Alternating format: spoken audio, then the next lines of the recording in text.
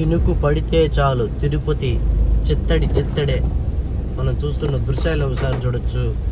తిరుపతిలో కొద్దిపాటి వర్షానికి లక్ష్మీపురం సర్కిల్లో పూర్తి స్థాయిలో నీళ్లు నిలిచిపోయాయి. తిరుపతిలో ఎప్పుడు ఇదే విధంగా ఉంటుంది. 4 చినుకులు పడితే ఈ లక్ష్మీపురం సర్కిల్ మాత్రం పూర్తి స్థాయిలో నీటితో మునిగిపోతుంది.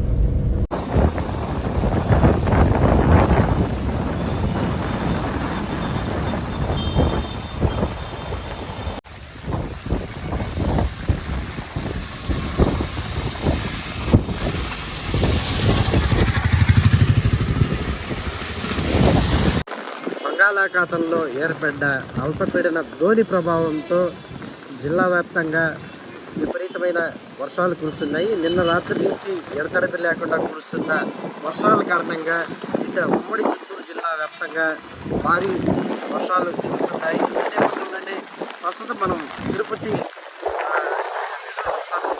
భారీ ఎత్తున వర్షం కురుస్తుండటంతో తిరుపతి కొండలన్నీ కూడా ఒక్కసారిగా కలిసి ముద్దయ్యాయని చెప్పుకోవచ్చు.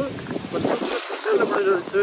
ఏవైనా మొత్తానికి 7 కొండలు కూడా ఈ వర్షంతో మునిగిపోయాయని చెప్పుకోవచ్చు. మరోపక్క నిన్న రాత్రి నుంచి కురుస్తున్న ఈ వర్షానికి మొత్తం అంటే ఈ బంగాళాఖాతంలో ఏర్పడిన అల్పపీడన ద్రోణి ప్రభావంగానే ఈ తుఫానుగా మారిన నేపథ్యంలోనే ఈ భారీ వర్షాలు కురుస్తున్నాయని చెప్పేసి ఇప్పటికే వాతావరణ శాఖ హెచ్చరికలు జారీ చేసిన నేపథ్యంలోనే పూర్తి స్థాయిలో ఈ వర్షాలు ఉన్నాయని చెప్పుకోవచ్చు. ఏదేమైనప్పటికీ మరోపక్క తిరుమల వ్యాప్తంగా నిన్న రాత్రి నుంచి కురుస్తున్న వర్షానికి భక్తులు తీవ్రంగా ఇబ్బందులు పడుతున్నారనేసి చెప్పుకోవచ్చు. ఎందుకంటే ముఖ్యంగా ఏదైతే రూములు తీసుకునే దగ్గర కావచ్చు, అదేవిధంగా శ్రీవారిని దర్శించుకున్న అనంతరం బయటకు వచ్చే భక్తులు ఒక్కసారిగా తమ రూములకు వెళ్ళేదానికి కూడా ఇబ్బంది పడుతున్నారనేసి చెప్పుకోవచ్చు. ఏదేమైనప్పటికీ ఈ బంగాళాఖాతంలో ఏర్పడిన అల్పపీడన ద్రోణి ప్రభావంతో